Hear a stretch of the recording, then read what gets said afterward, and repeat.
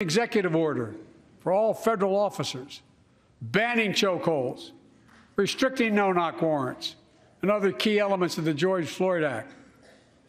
Let's commit ourselves to make the words of Tyler's mom true. Something good must come from this. Something good. And all of us,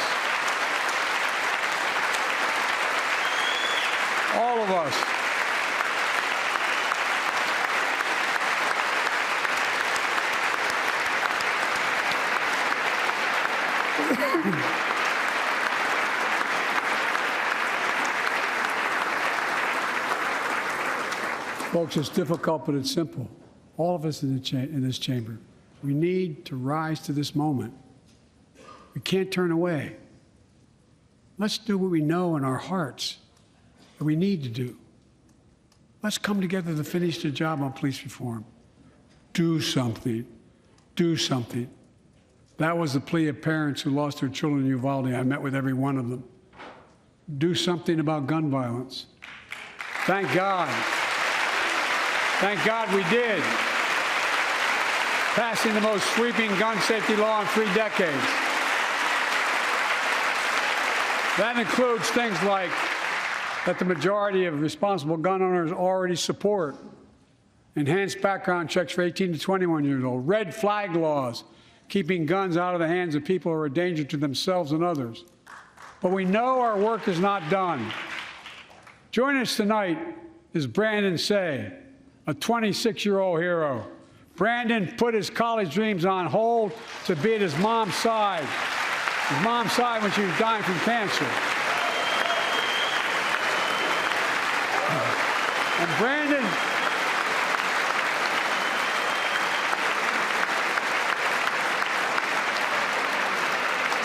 now works at the dance studio started by his grandparents.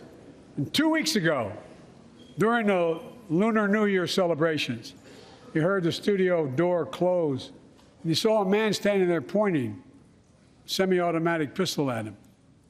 He thought he was going to die, but he thought about the people inside.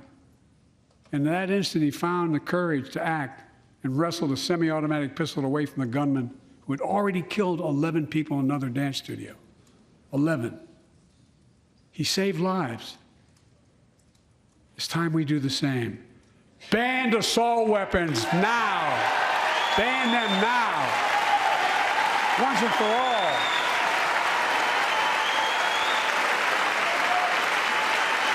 I led the fight to do that in 1994.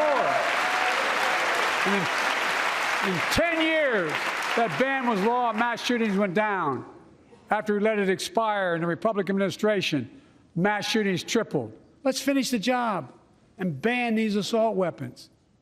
And let's also come together on immigration. Make it a bipartisan issue once again.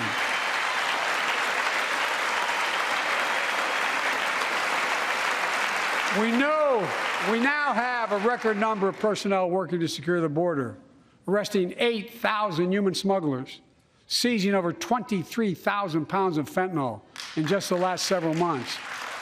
We've launched a new border plan last month. Unlawful migration from Cuba, Haiti, Nicaragua, and Venezuela has come down 97% as a consequence of that. But American border problems won't be fixed until Congress acts. If we don't pass my comprehensive immigration reform, at least pass my plan to provide the equipment and officers to secure the border.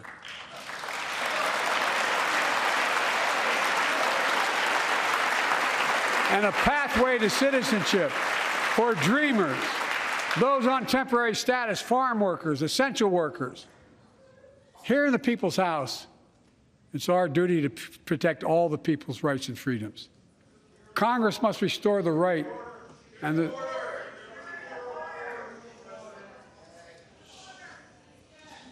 Congress must restore the right that was taken away in Roe v. Wade and protect Roe v. Wade.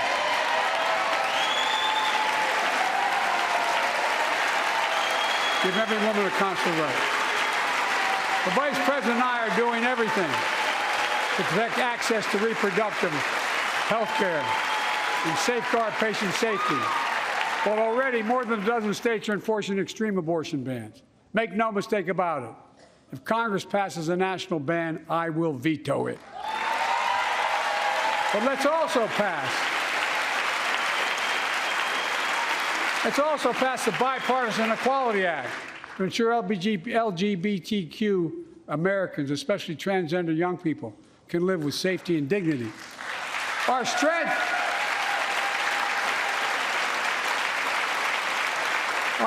is not just the example of our power, but the power of our example. Let's remember the world's watching. I spoke in this chamber 1 year ago, just days after Vladimir Putin unleashed his brutal attack against Ukraine. A murderous assault, evoking images of death and destruction Europe suffered in World War II. Putin's invasion has been a test for the ages, a test for America, a test for the world. Would we stand for the most basic of principles? Would we stand for sovereignty? We stand for the right of people to live free of tyranny? Will we stand for the defense of democracy? For such defense matters to us because it keeps peace and prevents open season on would-be aggressors and threatens our prosperity. 1 year later, we know the answer.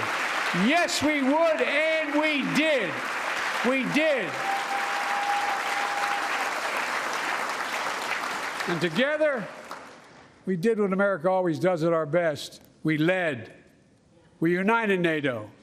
We built a global coalition. We stood against Putin's aggression. We stood with the Ukrainian people. Tonight, we're once again joined by Ukraine's ambassador to the United States. She represents not just her nation, but the courage of her people. Our ambassador is here, we're united in our support of your country. Will you stand so we can all take a look at you? Thank you.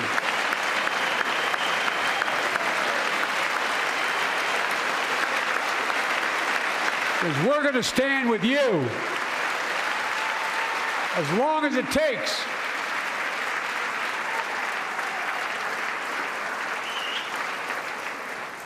Our nation is working for more freedom, more dignity, more peace, not just in Europe, but everywhere. Before I came to office, the story was about how the People's Republic of China was increasing its power and America was failing in the world. Not anymore. We made clear, and I made clear in my personal conversations, which have been many, with President Xi, that we seek competition, not conflict.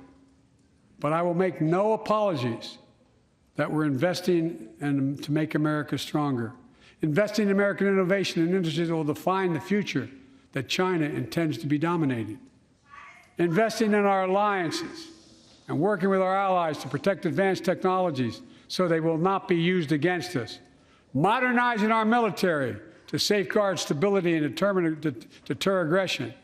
Today, we're in the strongest position in decades to compete with China or anyone else in the world. Anyone else in the world. And I'm committed.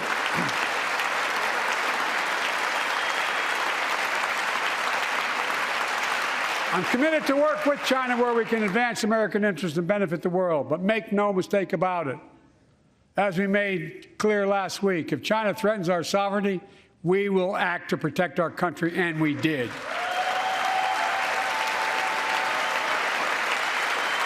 Look, let's be clear. Winning the competition should unite all of us. We face serious challenges across the world. But in the past 2 years, democracies have become stronger, not weaker. Autocracies have grown weaker, not stronger. Name me a world leader who changed places with Xi Jinping. Name me one. Name me one. America's rallying the world to meet those challenges, from climate to global health, to food insecurity, to terrorism, to territorial aggression. Allies are stepping up, spending more, and doing more. Look, the bridges we're forming between partners in the Pacific and those in the Atlantic, and those who bet against America are learning how wrong they are. It's never, ever been a good bet to bet against America. Never.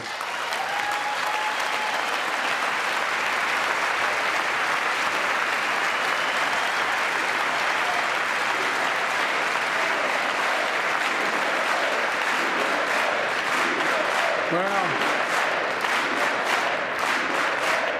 when I came to office, most assured that bipartisanship assumed was impossible, but never believed it. That's why a year ago I offered a unity agenda to the nation as I stood here. We made real progress together. We passed a law making it easy for doctors to prescribe effective treatments for opioid addiction.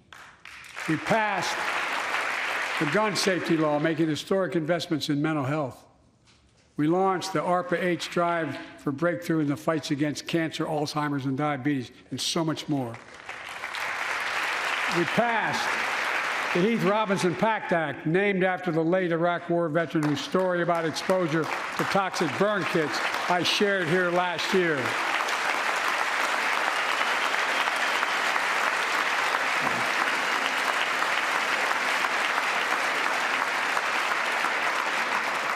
I understand something about those burn pits, but there's so much more to do. We can do it together. Joining us tonight is a father named Doug from Newton, New Hampshire.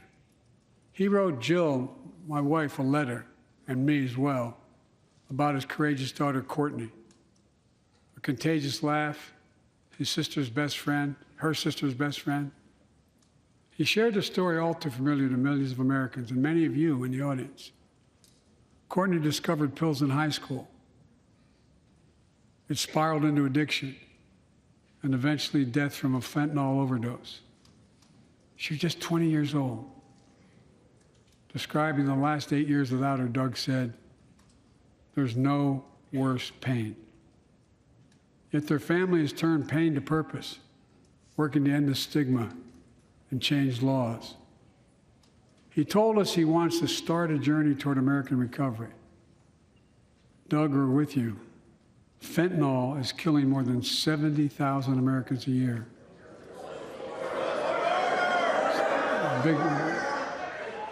You got it.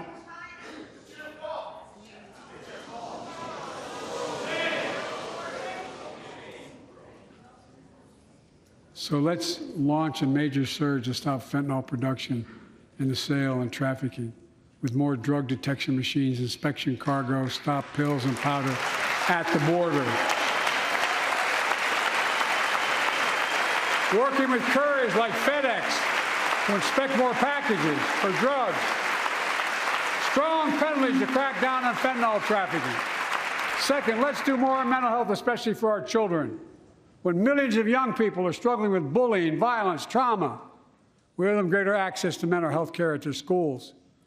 We must finally hold social media companies accountable for experimenting they're doing running children for profit. And it's time to pass bipartisan legislation to stop big tech from collecting personal data on our kids and teenagers online. Ban targeted advertising to children and impose stricter limits on the personal data that companies collect on all of us. Third, let's do more to keep this nation's one truly sacred obligation to equip those we send into harm's way and care for them and their families when they come home. Job training, job placement for veterans and their spouses as they come to return to civilian life. Helping veterans afford the rent, because no one should be homeless in America, especially someone who served the country.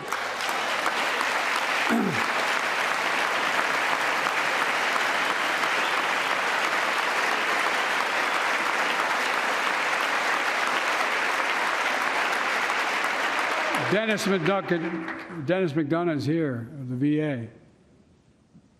We had a first real discussion when I asked him to take the job. I'm glad he did. We were losing up to 25 veterans a day on suicide. Now we're losing 17 a day to the silent scourge of suicide. 17 veterans a day are committing suicide. More than all the people being killed in the wars. Folks, VA is doing everything it can, including expanding mental health screening, proven programs that recruits veterans to help other veterans understand what they're going through, get them the help they need.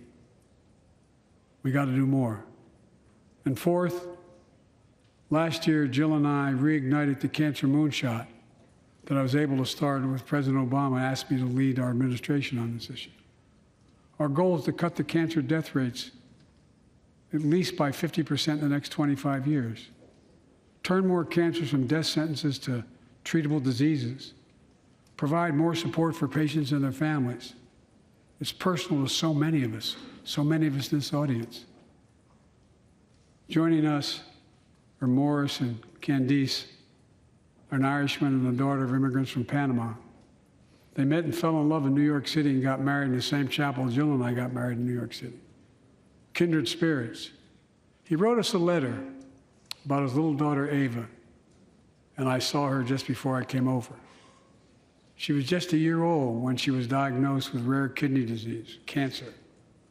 After 26 blood transfusions, 11 rounds of radiation, 8 rounds of chemo, 1 kidney removed, giving a 5% survival rate. He wrote how in the darkest moments he thought, if she goes, I can't stay. Many of you have been through that as well. Jill and I understand that like so many of you. And he read Jill's book describing our family's cancer journey and how we tried to steal moments of joy where we could with Bo. For them, that glimmer of joy was the half smile of their baby girl. It meant everything to them. They never gave up hope. Little Ava never gave up hope. She turns 4 next month. They just found out Ava's beating the odds, is on her way to being cured of cancer. And she's watching from the White House tonight if she's not asleep already. For the lives we can save,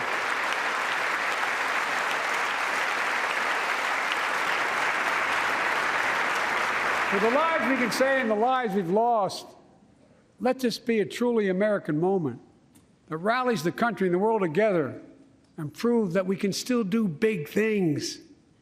20 years ago, under the leadership of President Bush and countless advocates and champions, he undertook a bipartisan effort through PEPFAR to transform the global fight against HIV/AIDS. It's been a huge success. He thought big. He thought large. He moved. I believe we can do the same thing with cancer.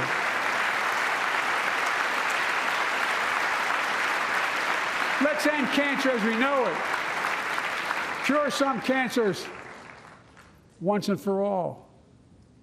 Folks, there's one reason why we've been able to do all of these things. Our democracy itself.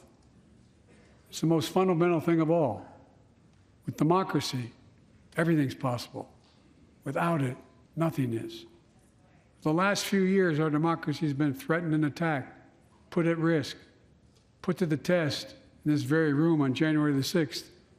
And then just a few months ago, an unhinged big lie assailed and unleashed a political violence, the home of the then Speaker of the House of Representatives, using the very same language the insurrectionists used as they stalked these halls and chanted on January 6th. Here tonight in this chamber is a man who bears the scars of that brutal attack, but is as tough and as strong, as resilient as they get.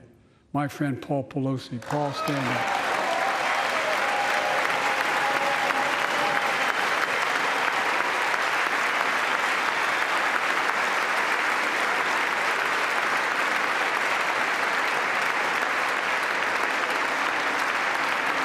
But such a heinous act should have never happened. We must all speak out. There's no place for political violence in America. We have to protect the right to vote, not suppress the fundamental right. Honor the results of our elections, not subvert the will of the people. We have to uphold the rule of law and restore trust in our institutions of democracy. And we must give hate and extremism in any form no safe harbor.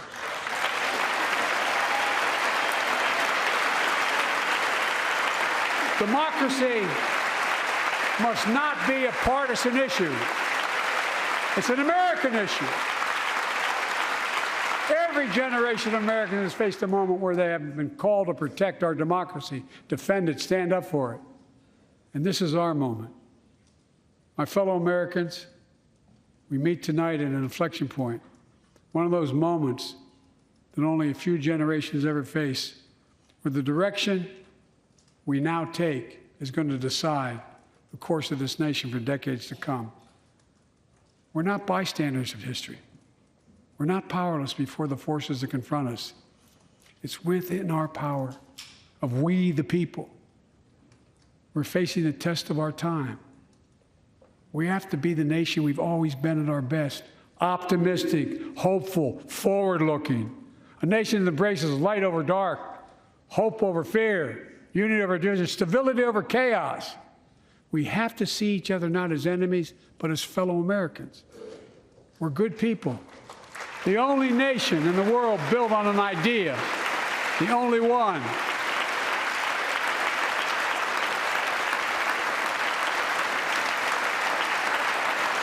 Other nations are defined by geography, ethnicity, but we're the only nation based on an idea that all of us, every one of us, is created equal in the image of God. A nation that stands as a beacon to the world. A nation in a new age of possibilities. So I've come to fulfill my constitutional obligation to report in the State of the Union. And here's my report. Because the soul of this nation is strong, because the backbone of this nation is strong, because the people of this nation are strong, the State of the Union is strong.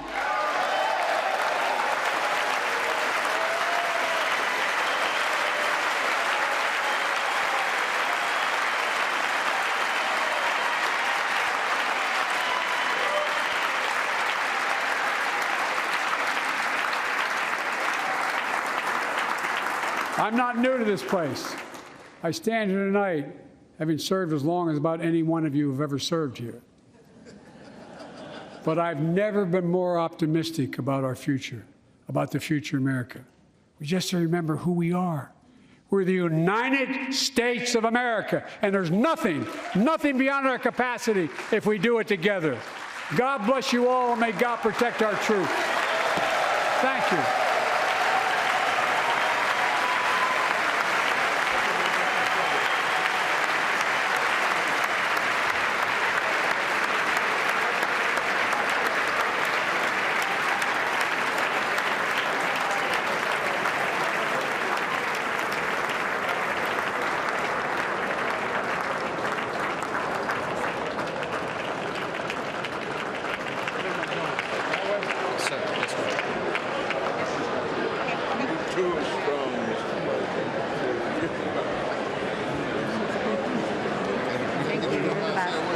Mr. President, great speech, sir.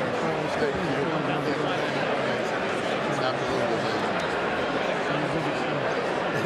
I know the guys who play my son Bo.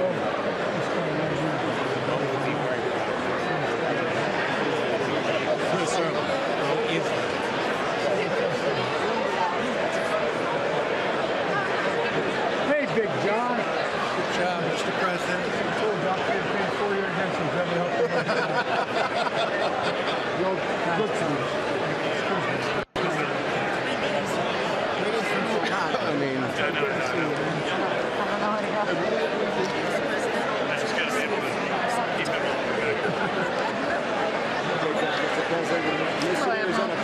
How are you?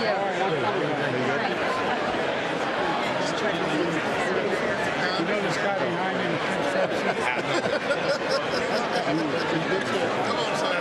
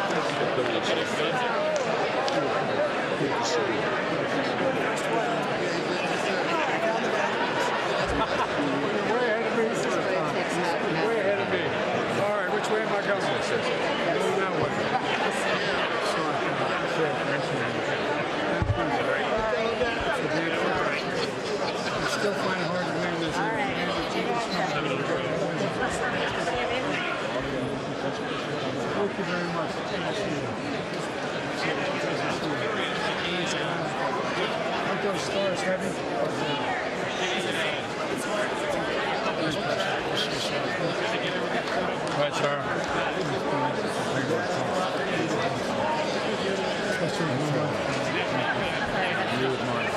How are you? Good job tonight. Bob, I got to talk to you about Cuba.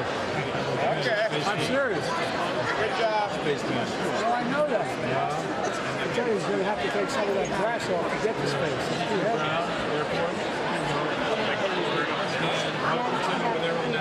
Well, by the way, my household, National Guard first.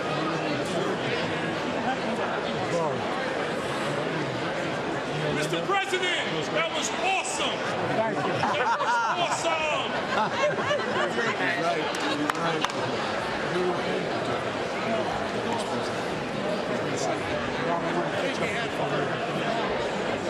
Wonderful speech. Hey, man. Hey, I'm from Detroit. I know you're from I'm a Motor Detroit. City guy. I'll tell you what. Yeah, You're the best mayor of America. thank you. I remember sitting there and the president turned to me, swear to God, true story. We're sitting there, we've met every single day, the president and I, Obama. Yeah. And he said, Joe, turned to me and said, Joe, I want you to fix Detroit. I said, oh, no problem. That was literally his words, fix Yeah. Detroit. Thank you. Yeah. That was a great speech. Great speech. It was a wonderful speech.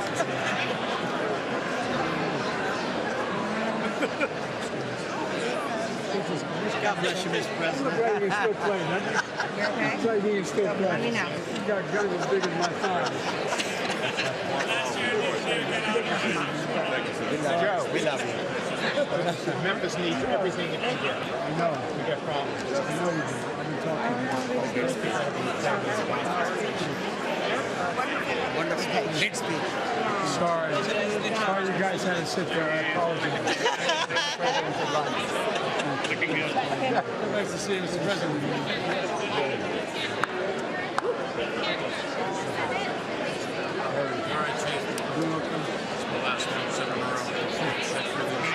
Do you remember, I told a story.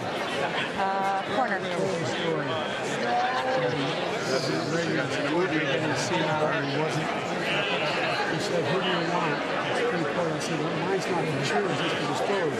You propose, we dispose. He said, "Read off the list of names." He read the foremost conservative justices in the and he said, "Reta Zunze." It's a true story. And I said, "Well, you're for him." I said, "No, I don't know nothing about him. I think this story is very good." And he said, "You're for him. Check this out. I tell you how it's happening. It's how it's telling." And all of a sudden, he goes, "You got a new Joe?" And I looked out of my ticket and I said, "I'm really busy." He said, "Come with me." And he walked over to the by the battery. And he opened the door and he says, "Judge is for you." He had it there. I said he didn't miss a step. Oh, yeah, no, he had a great sense of humor. He had a great sense of humor. You can throw me in the circuit. Why not?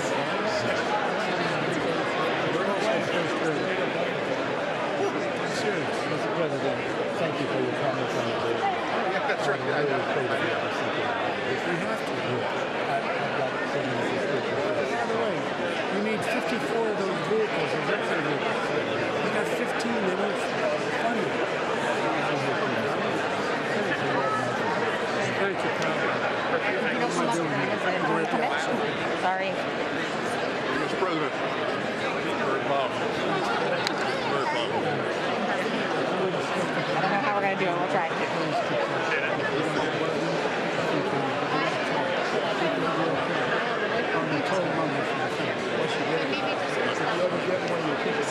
My mother said, left hand closest to the heart. It blessed me. Thank you so much. Good. You enjoyed Singapore? Yeah. And then you said, yep.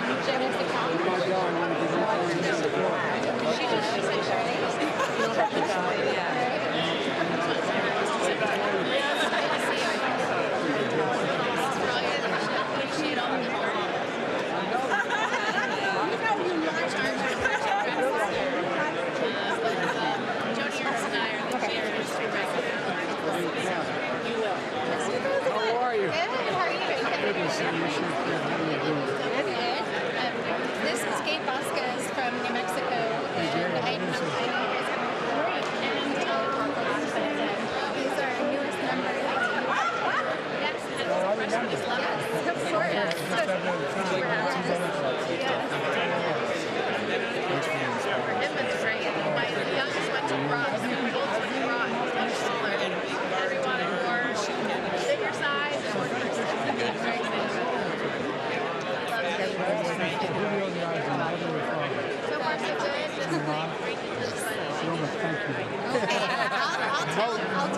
no call. A note. You have coffee or send him a note. Okay. All right. I'll tell him that. She's the person that got elected.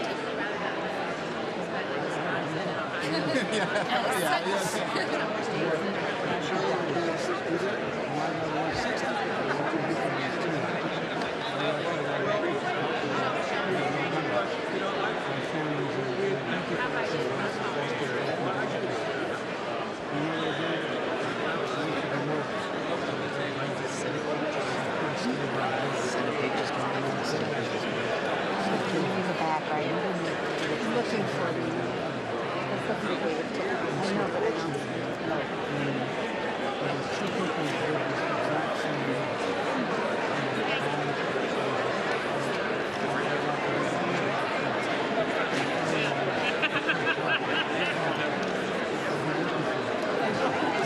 Might be back there. We'll see.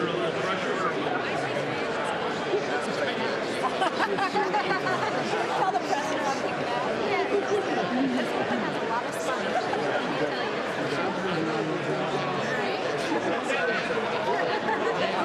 Anyway, I know I'm holding everybody up. Thank you, Mr. Mayor. Good to see you.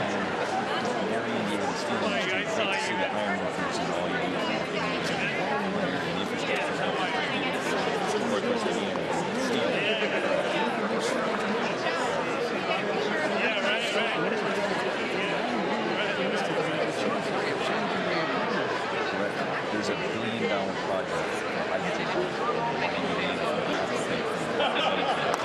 It's transformation. And by the way, just don't tell the guy from West Virginia that. I've got one too. I understand. There's 10. There's 10. It's a pleasure always. You too, sir. Thank you. Mr. President.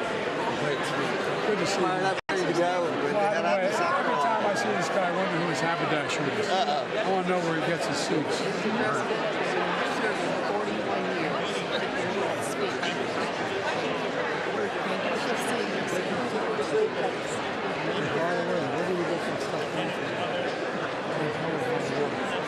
It's gigantic.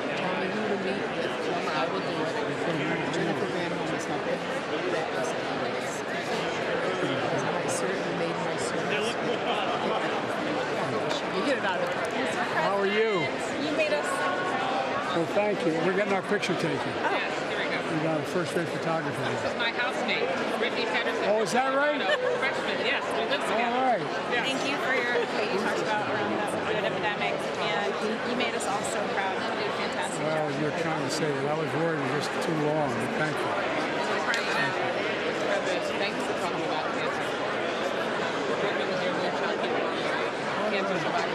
We really can do so much of a focus.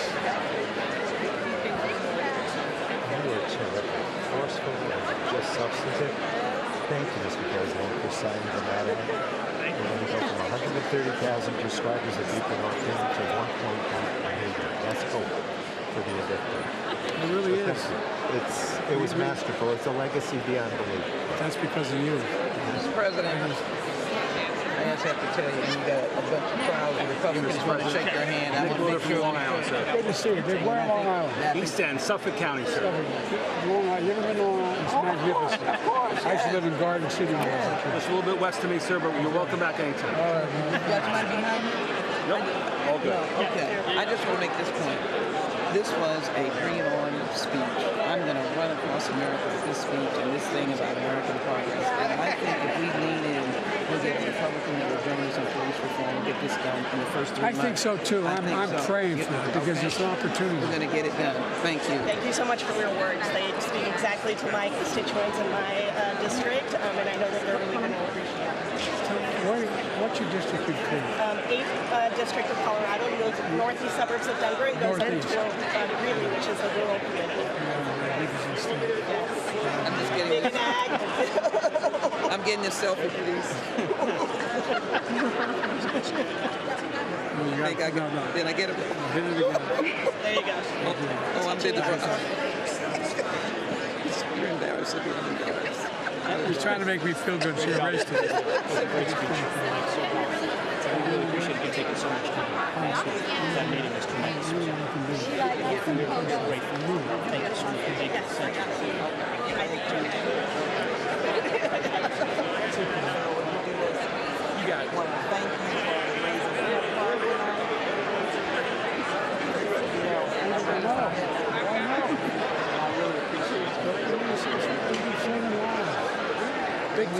reauthorized it this year, so Right. I mean, Mr. President, that was a strong speech, sir.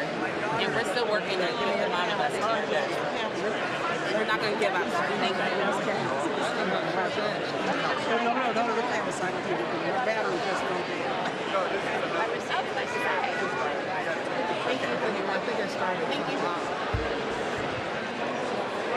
Thank you, sir. Thank you. Appreciate it. Mr. President, good to see you again. Absolutely. You called my mom. yes. She sent you a you just need to stop. So thank you. No, you're good. Flip it around. That's what it is. I know. Can I get a selfie? And I want you to meet Mark Mano. You didn't do that with me. The National Prayer Breakfast. Way to go. You gotta get car dealer. You gotta get me. You know me. No, but seriously, I got a bunch of good ones with me when we came to visit you guys the other day. I'm mental health, raised by a mother diagnosed with depression. Mental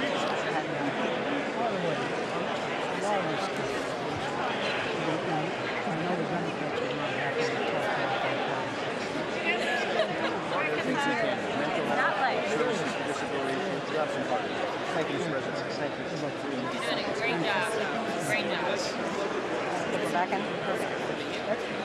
The freshmen are waiting on you, Mr. President. Oh, yeah. We're so excited. You got us fired up.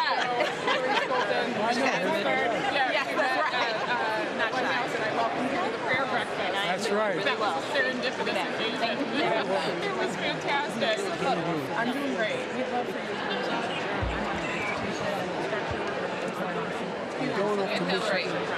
That's right. We need you in West Michigan, Grand Rapids. We need you to come. Could you take my phone the other day? I've been a number of times. I'll come back. Talk to your team. Mr. President, we need you to come to Hawaii. Are you sure? You may have to put me on. Everyone is like, Jill, can we get an invite? We're trying to get to Hawaii.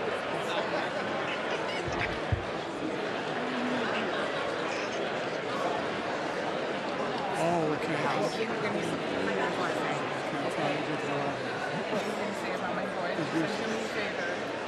We're going to catch it. And then as soon as I get this one, then I'm going to flip to you to say This is my 5-month-old son, Hodge. God, I love you. He's I brought him to the man. speakers, but yeah, he's a cute little. He sure the hell is. You're a lucky man. I know. Hold on, let's see. So that's you got the photo. Good. Yeah. Thank you. Oh, there we go. All right. Thank you for Columbus, Ohio. That meant the world. Mr. President, And I got invitation to all the staff to please come to Hawaii. Can I take a... me? No, that's great. We need to share some... Great Try to years. see if you'll come visit her in Great Hawaii. years. Every time I sat down with Barack, he'd start every morning I met with him. And he'd start off every conversation. You know what the temperature is in Hawaii right now? 79. He'd say 79. And great boys. Hey guys, how you doing? Take care of mom and be patient with dad, okay? Mr. President, thank you again. Jimmy. Thank you, I'm sir. holding up the staff. I'm going to get in real trouble. Get out of here. Yep, of course. And I might be the person.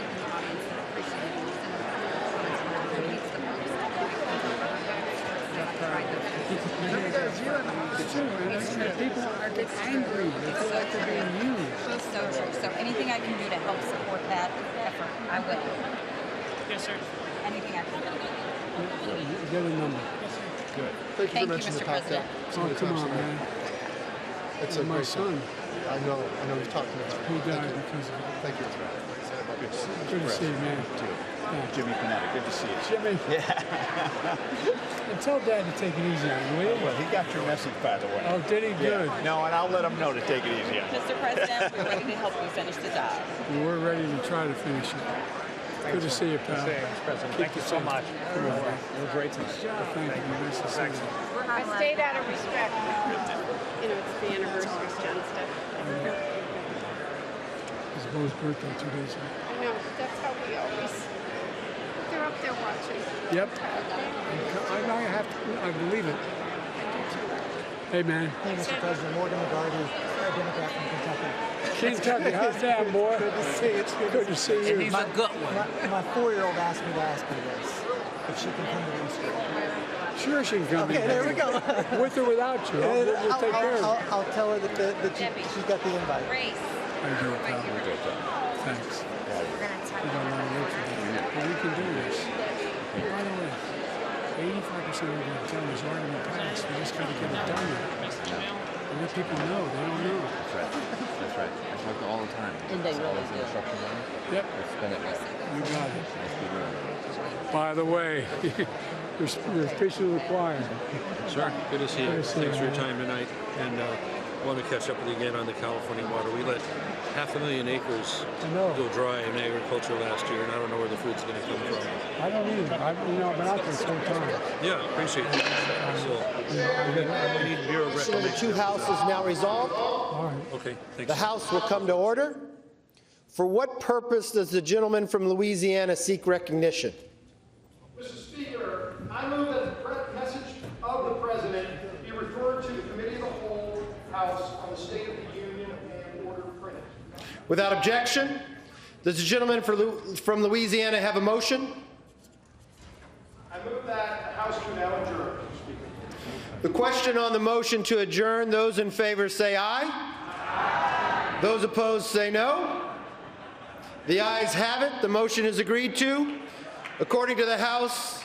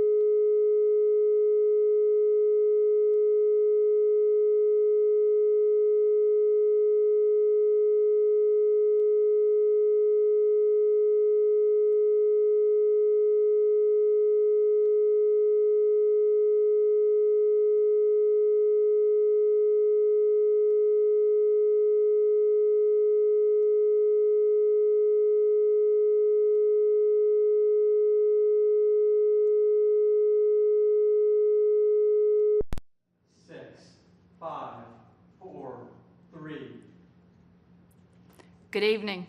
I'm Sarah Huckabee Sanders. Being a mom to 3 young children taught me not to believe every story I hear. So forgive me for not believing much of anything I heard tonight from President Biden.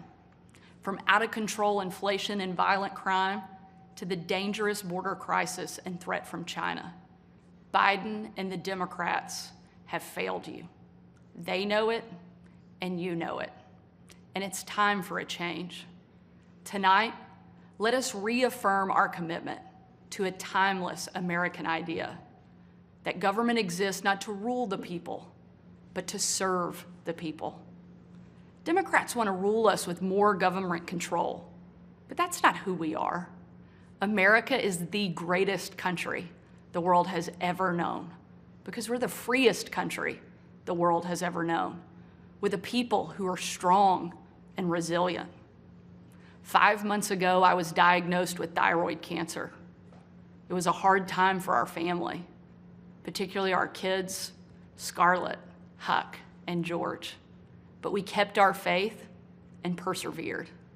Thanks to exceptional doctors here in Arkansas, a successful surgery, and the grace of God, I am cancer-free. Through it all, I couldn't help but think about my mom. She was 20 years old and in her first year of marriage when she was diagnosed with spinal cancer. The doctors told her she might not live, and if she did live, they said she'd never walk again. And if she did walk, she'd definitely never have children. The daughter she was told she'd never have was just sworn in as the new governor of Arkansas and is speaking to you tonight. Adversity and fear of the unknown can paralyze us, but faith propels us to charge boldly ahead. We can't stand still in the face of great challenges.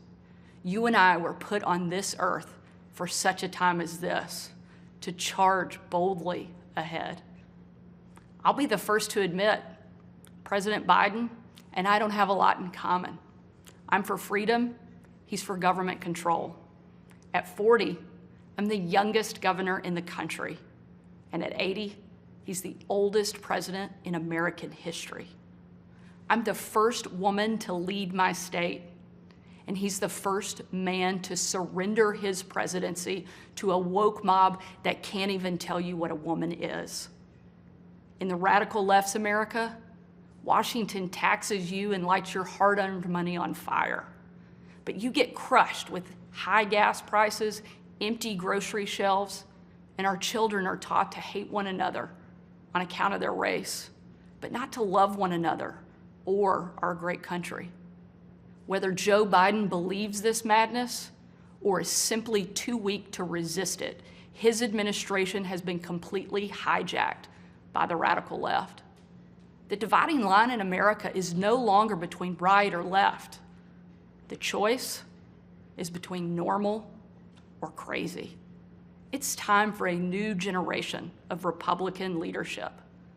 Upon taking office just a few weeks ago, I signed executive orders to ban CRT, racism, and indoctrination in our schools, eliminate the use of derogatory term Latinx in our government, repealed COVID orders, and said never again to authoritarian mandates and shutdowns. Americans want common sense from their leaders, but in Washington, the Biden administration is doubling down on crazy. President Biden inherited the fastest economic recovery on record, the most secure border in history, cheap, abundant, homegrown energy, fast rising wages, a rebuilt military, and a world that was stable and at peace. But over the last 2 years, Democrats destroyed it all. Despite Democrats' trillions in reckless spending and mountains of debt, we now have the worst border crisis in American history. As a mom, my heart breaks for every parent who has lost a son or daughter to addiction. 100,000 Americans a year are now killed from drug overdoses, largely from fentanyl pouring across our southern border. Yet the Biden administration refuses to secure the border and save American lives. And after years of Democrat attacks on law enforcement and calls to defund the police, violent criminals roam free, while law-abiding families live in fear. Beyond our border, from Afghanistan to Ukraine, from North Korea to Iran, President Biden's weakness puts our nation and the world at risk.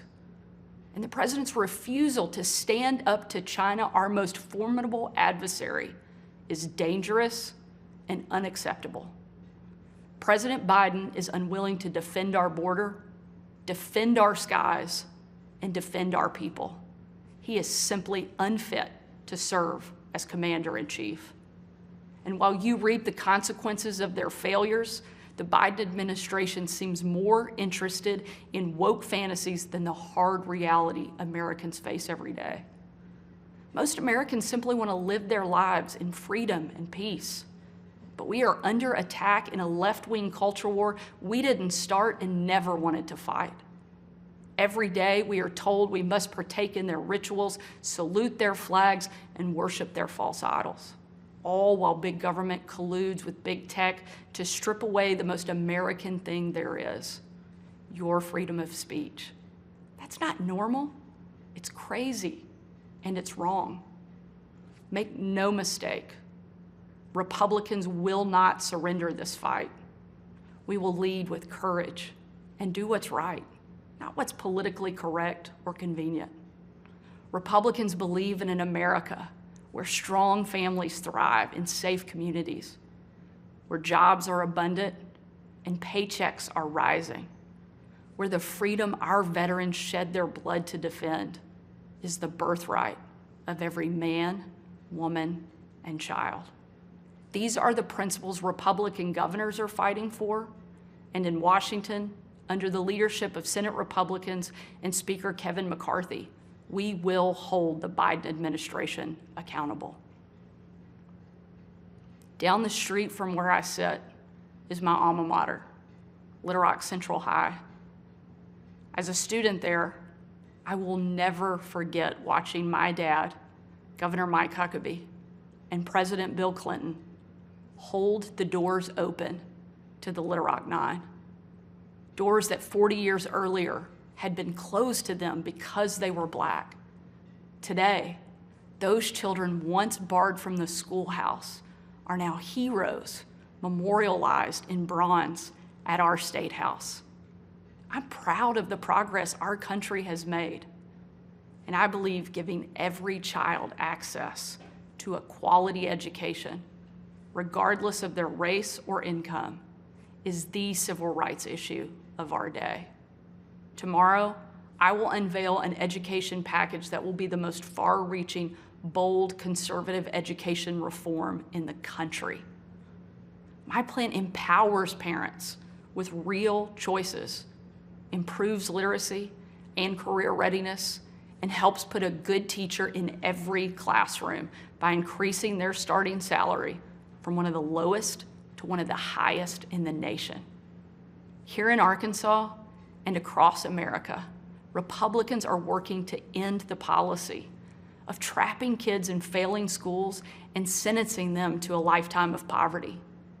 We will educate, not indoctrinate our kids, and put students on a path to success. It's time for a new generation to lead. This is our moment. This is our opportunity. A new generation born in the waning decades of the last century, shaped by economic booms and stock market busts, forged by the triumph of the Cold War and the tragedy of 9/11. A generation brimming with passion and new ideas to solve age-old problems. A generation moored to our deepest values and oldest traditions, yet unafraid to challenge the present order and find a better way forward. If we seize this moment together, America can once again be the land of the free and the home of the brave. During my 2.5 years at the White House, I traveled on every foreign trip with the president. A trip I will never forget was on December 25th of 2018. My husband Brian and I had just cleaned up wrapping paper that was shoved into every corner of our house, thanks to our 3 kids. When I had to walk out on my own family's Christmas, unable to tell them where I was going that night, because the place I'd be traveling was so dangerous, they didn't want anybody to know that the president was going to be on the ground, even for a few hours. We boarded Air Force One in complete and total darkness. There were no lights on the plane, no lights on the runway. Our phones and computers shut down and turned in. We were going completely off the grid.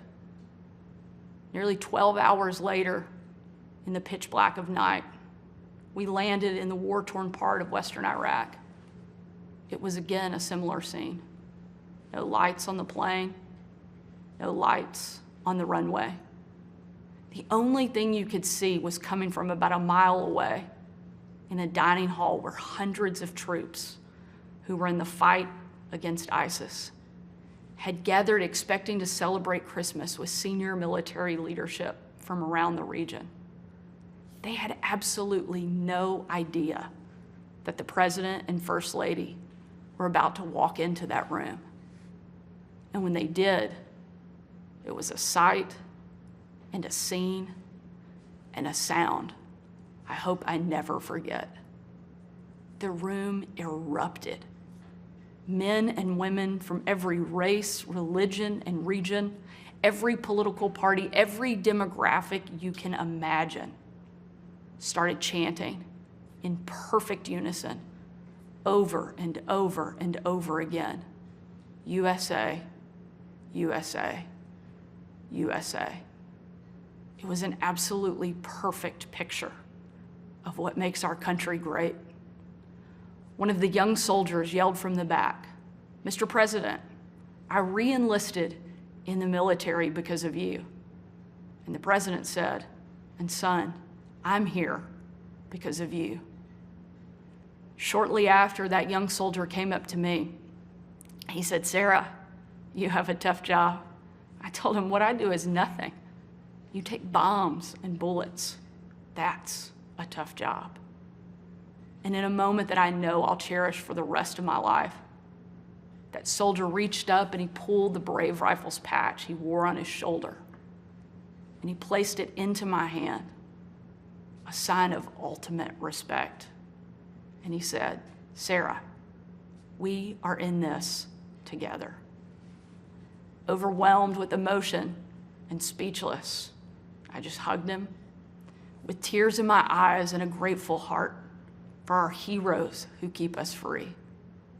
That young man and everyone who has served before him, all of those who serve alongside him, and the thousands we know who will be called upon to serve after him, deserve to know they have a country and a community back home doing our part in the fight for freedom. America is great because we are free. But today, our freedom is under attack, and the America we love is in danger. President Biden and the Democrats have failed you, and it's time for a change.